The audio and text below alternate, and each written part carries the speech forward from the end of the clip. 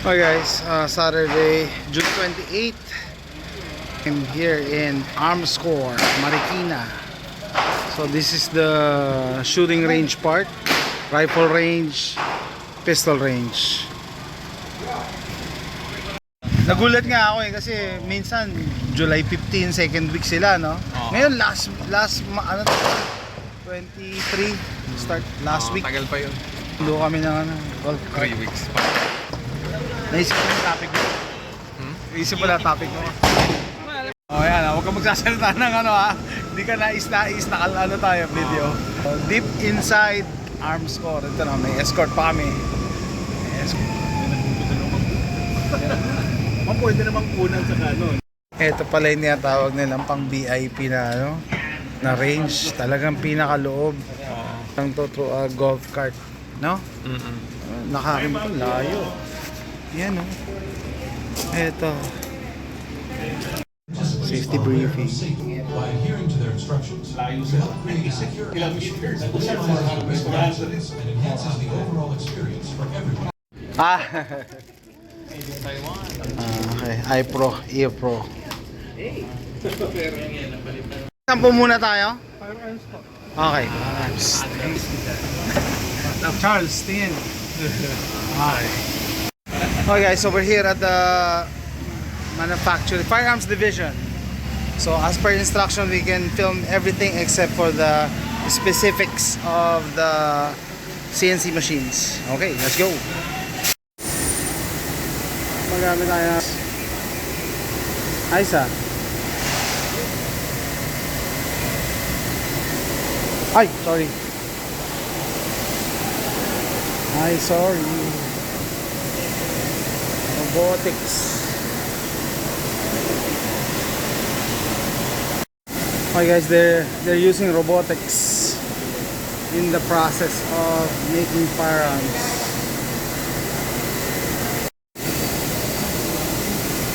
Robotics.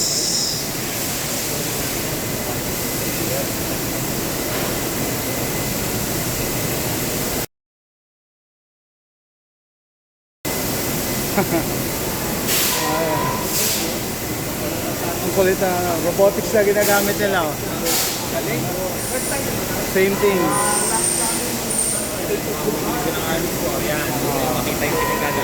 Yeah. Hindi na manual eh. Hindi na manual. Malayong-malayo sa mga traditional way. Kanina frame, ngayon naman slide. Slide. Okay. Being finished by a robot.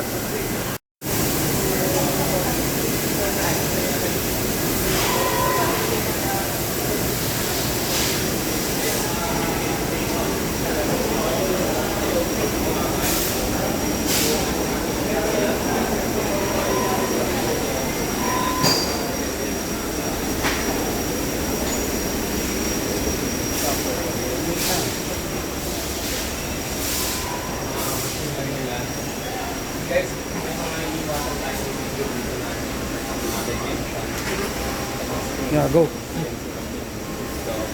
Hello. Section na po. Laser marking. Markings. Okay.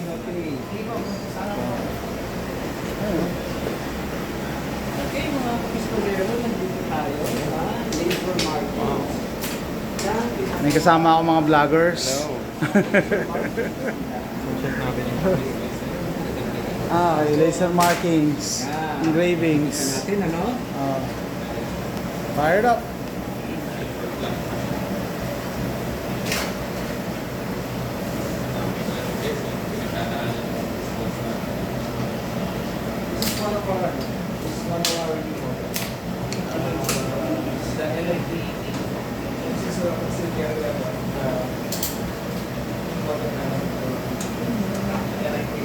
That's the marking.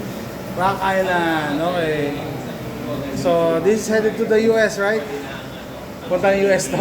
Rock Island. This is headed to the US. Okay. Now it's the laser marking na. parang fine touch na eh. Surgical precision na yan. Less stress sa metal.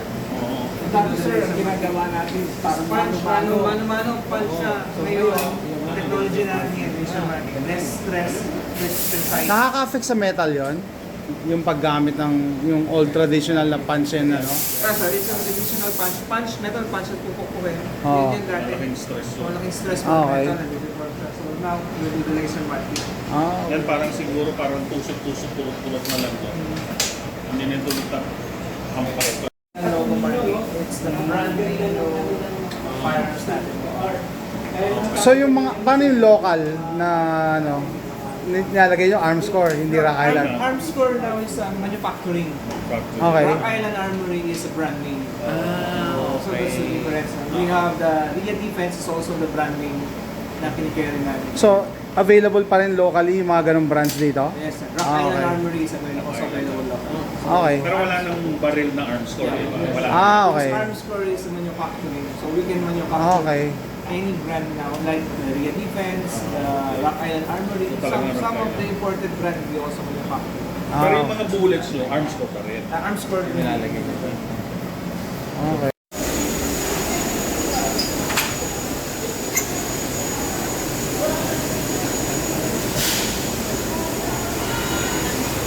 Restricted area. So, ito sir is the quality assurance in Arms Core. We prioritize the quality. So, we have two lines of defense of quality. We have the quality assurance and the quality control. So, ngayon, nasa quality assurance tayo. In this particular, in each every batch, pina-quality assurance natin yung part to make sure yung mga piyesa natin is compliant to its specifications. Per batch, we have the first, meet, last article na kailangan sundin through the machine. Dapat ma-check natin yung use machine. So after butasin yung mga holes, saka dito dinadala to check or bago butasin? After After. machining, we have to make sure tama yung mga dimension Okay. ng butas, Yeah, yeah. yung location ng butas natin. So dito ko pala dadalhin yung 80% lower ko. Ano? 80% lower. Ano sir?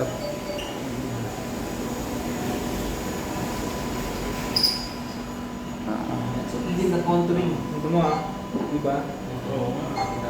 Napakasaya. Ano yan dimensions, no?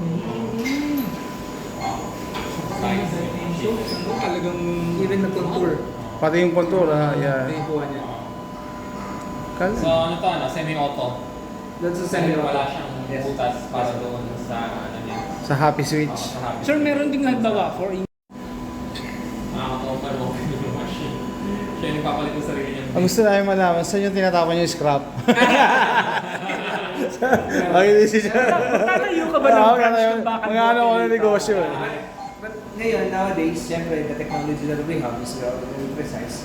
Na-minimize na talaga. Yeah. Yung spillage, But tsaka ano. still, syempre, hindi naman natin ma-perfect 100%. Tama. Meron pa rin tayo lumalabas din na. Yung The setup, so di ba? 100% every time na may lumalabas sa makina. Quality control team.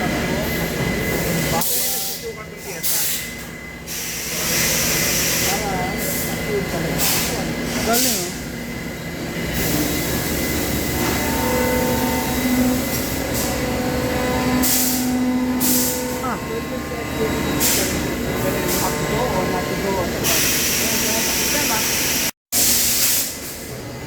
oh. Good. So this is the production side.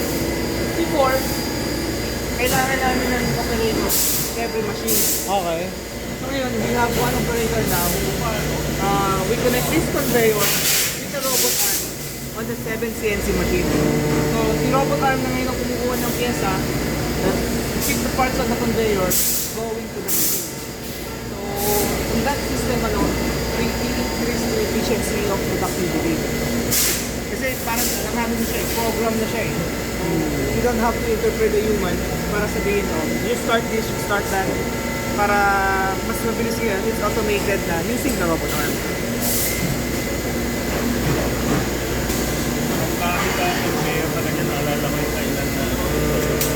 Revolving sushi. Meron sa'yo eh. Kukuha ka lang. Anong part? What part of the firearm ang ginagawa dito? This is the lower receiver ng Lower receiver? 1911. 1911. Okay. Lower receiver, 1911. Revolving sushi style. Then after here, yung operator naman, dadalhin niya on the other arm. Dapat yun ang matutunan ni Charles. Oh. Yan. This robot arm naman, so pupila pa lang ng operator itong mga tray na to, papasok siya sa kabila. Bago pa kayo naman, maintain natin. Malapit na yan. Oh. 3 minutes. Let's wait for 3 minutes para makita niyo sir yung... Hindi na kailangan ng muna ng tao. Iwanan ko na yan dyan. Siya nang bahala mag-operate ng makina natin. Okay, so anong ginagawa doon sa loob? CNC ba yan? CNC dito sir. So, ang this section, yung right side. Pagdating na sa dalawang to, yung left side. Kasi naka-flip dun sa kabila eh. I-flip namin on the other side. So it means it's faster and safer kasi hindi na tao yung Yes, sir. mga maipit. Okay.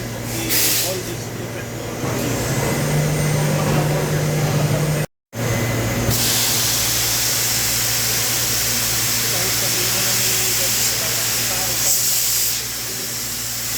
Kapag dati, 1:1. mas mas mabilis ka rin. And yet, mas mabilis. Walang nalamig sa nilalagay yun. May camera sa sir. Galing? Nag-iisip siya pre, kung aatakihin na tayo o hindi. Man versus machine ang ano yan, delikado. Ayun. Nag-iisip siya eh.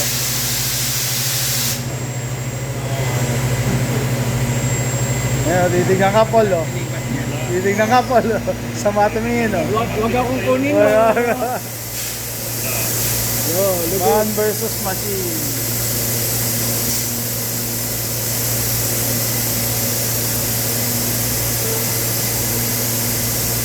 Ako ilalagay ito, sabi niya. Ako ilalagay ito. First operation, second operation. Ang galing, yun, naka-program na yan. Galing? Yeah. Oh, okay. Nagkagabog, Jason. Nagkagabog. Yeah. Ha? Gusto ng break. Gusto niya ng break eh.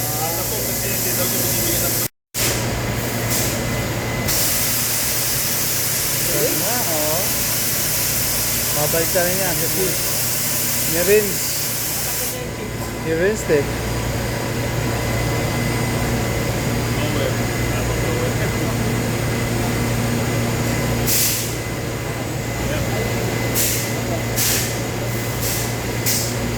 Galing mo naman.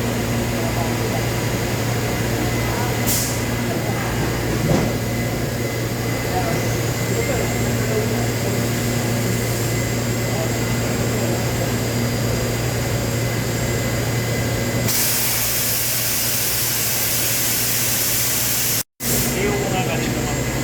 Bakit naman may pangalan ng conveyor na pagkakawan?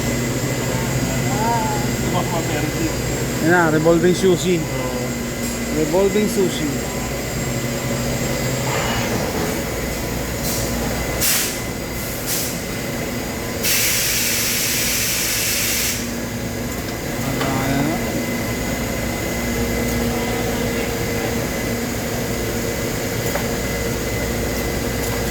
Kunin mo ano.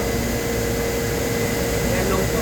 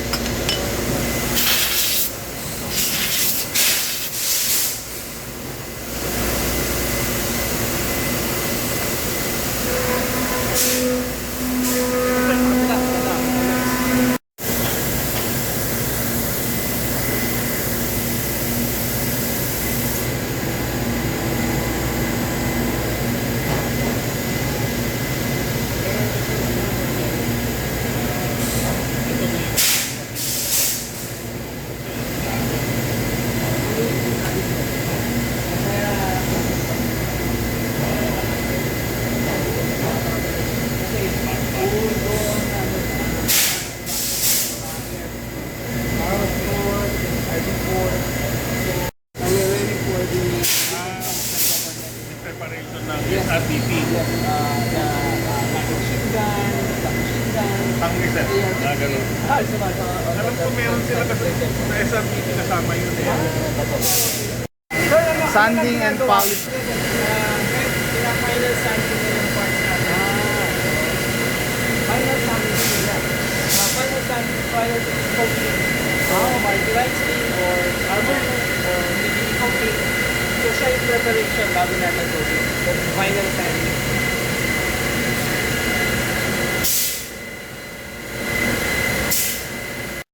Sir, ano, how many hours pala bago for maintenance yung ganitong klaseng robot? Every day, we do the 2 hours maintenance. Okay. For the cleaning, for the to check everything, change oil, palit ng mga sanding, check ng bearing. Okay. So every day we have 2 hours maintenance lagi. Every day. So doon siya nagbe-break. So each every machine, meron tayong mga schedule niyan na sinusunod para magawa yung mga maintenance schedule niyan. Pero everyday to tumatakbo? It runs every day? Every day. Up to, ano, during daytime lang, hindi magdamag? 24 hours. 24 hours, Just have okay. to break it for the maintenance. Okay, Check okay. everything bago ulit siya kumandar. Okay. So, yun ang advantage ng robotics, walang overtime, pero kailangan up to date yung But maintenance. you have to maintain it. Yeah, okay. Kailangan, that's the secret of it para maging Ito sir, 24 hours din ba itong mga robotics dito? Pero may nagmo-monitor din. We have the department manager. May supervisor dapat. We have the system. This is the systems that we follow. Ito sinasabi sa'yo, we integrate and monitoring everything. This is the control center. This center is the one who's sending you an email, sending you message. Kanina, yes. Yes. So, ito yung pagkakaiba niya when it comes to Industry 4.0. So, everything nyo, makikita mo na dito, like before. Pwede daw po. Okay guys. Si Paul kinalabit ako eh. Gusto namin ito. Tinatapon nilang ba to? Just throw this away. Pwede namin pick upin. I assume sir, kada section meron kayong kill switch, emergency papatayin pag may problema. Ganito pa rin the emergency stop. Oh, emergency stop. Meron. Every have the red button. Red button, ayan, yan. Okay, okay. It's automatically will kill the whole system. Okay. Kill switch siya. Oh, ayan, kasama sa safety yan eh. Black line yung Okay, solid block of aluminum. I have 6 CNC machines and then 4 robot arms. Nakita Okay. niyo yung kabila, isang robot arm. That's an industrial robot arm. Now, this robot arm, CNC machine, STK 100. this is a collaborative robot. So, it can, pwede na silang makipag sa tao. So, it can detect human. Ah, talaga? Yung kabila, di ba may cage? Aha. Because that's industrial, you cannot detect na human. Ah, okay. This robot arm is a collaborative. It can detect human. It will not harm you. Kapag na-detect niya, it will stop. Ah, okay. Ganun siya. So, wala siyang cage. Are you aware that this is how Skynet started? Ito yung sinusukat nyo. Ito yung sinusukat nila. Solid block of aluminum. Solid block of aluminum. That's the raw material. Yeah, okay. Kumanin niya, ilalagay mo. They turn it to this.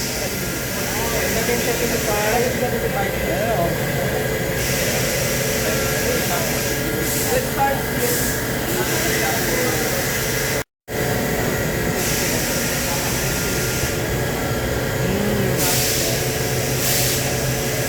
Pero kung mga STK na po, iyak pa rin sa gitna o solid lang. This one lang is one piece.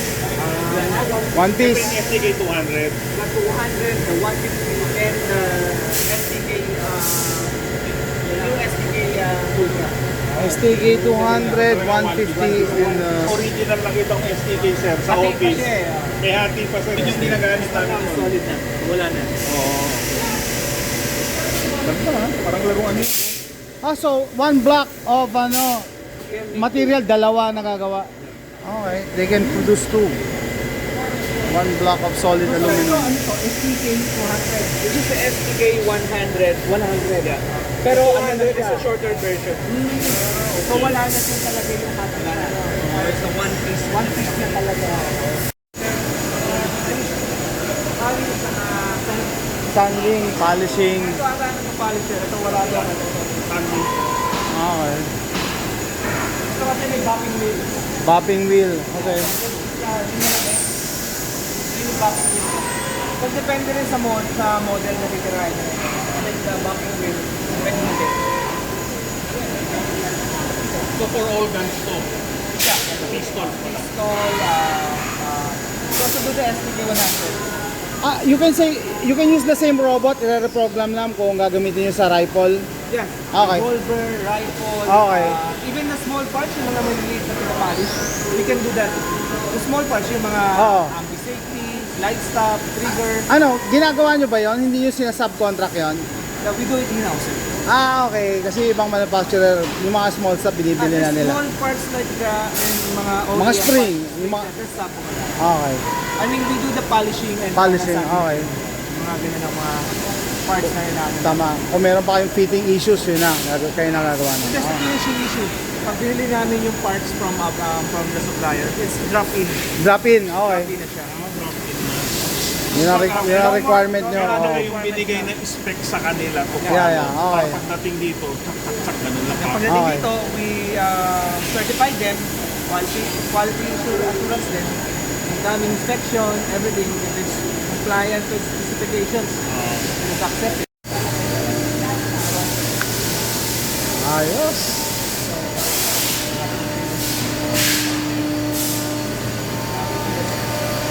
Okay guys, we're here inside the firearm manufacturing plant of Arms Corps or Rock Island Armory in Marikina. CNC, wala tayong makikita ang robot arm. But the process itself, Ito. we buy the raw material. This extrusion. So, every step ay allocations ng CNC machines natin. So, pag receive the material natin, we cut in type. Then, we start for the wrapping operation with this initial. Okay, this was their previous model. Two-piece, left and right. So, from aluminum block then, the left and right. Now they're producing a one-piece pistol frame. Kaya naman kahaba yung Okay, 12,000 rounds. They already passed the 12,000 round test for the STK series of pistols. natin, updated sila sa lahat ng mga policy, natin. CNC rolling.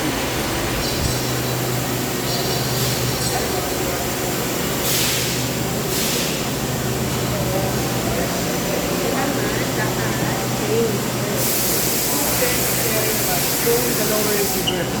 So similar sa robotic arms. But this time, yung mga machines natin dito, it's operated through talaga operator. Sila na yung Manual. manual loading. Okay. But it's the same program, same learning natin, same material. So we have laser rack, we also do the 1911 millimeter. We have the 1911 A2, the figure stock, 10 to top also. We also have the revolver, 200. 13 special. So different variant also for the 1911. Material. Same quality, we do the checking using this machine. Then guys, ito, kahit ito lang yung Creating bibiliin mo, baby rack. kailangan mo ng L-top slot para dyan kasi separate sila yung firearm niya. Consider siya na major firearm component and as such, kailangan may ano. So, the three major parts na ginagawa naman, they have the slide, yung first one, the lower receiver or frame. Ngayon, ito yung barrel. So, sa barrel natin, so, it's started from the raw material of forge. It's a forged steel 4140. So, from this section, part,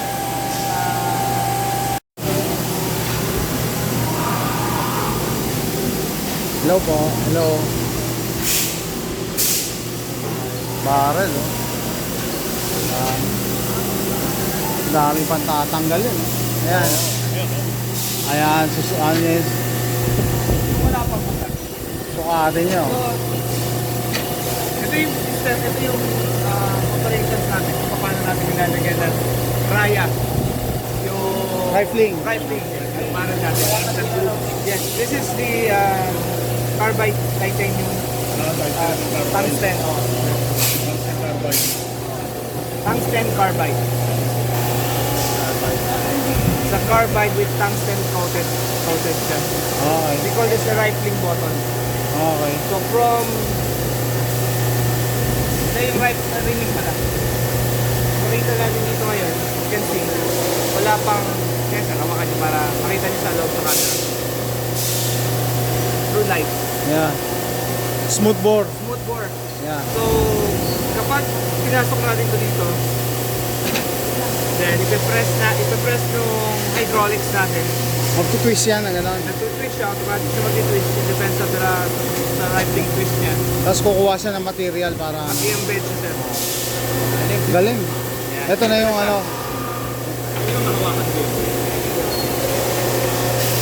Allegedly, sabi na IMI dati, IWI ngayon, yung barrel daw na Jericho, Desert Eagle, ay made of tungsten carbide.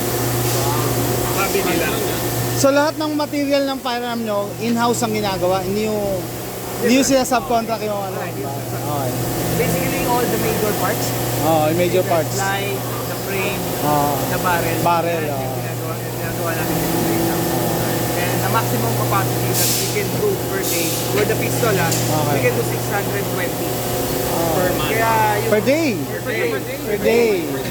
620 pistol per day, we can do nakalimutan ko lang kung sino sa kanila. Pero sabi, meron daw kayong magagaling sa Germany na technology and material. So this is the very old traditional way. Ayan. So last year, I went to Germany to qualify the machine. So the other day, bumalik na siya. Now currently on the setup. So nasa other side siya ng building. Later on pupuntahan natin. But I don't Charles, familiar ka sa ano? 223 Wild? 223 Wild? very wild. Oo, yung... Mas masikip siya sa regular na 556. For ano... For precision. Position turning. Ilang inches to, sir? Ha? That's a standard full size 5. 5. So, 1911 yan. 1911. 1911.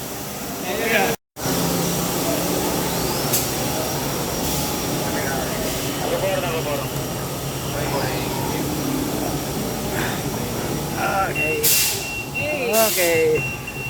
Parang ano yan eh. Inabangan mo, Charles, yung amo, glass. Inabangan niya yung amo.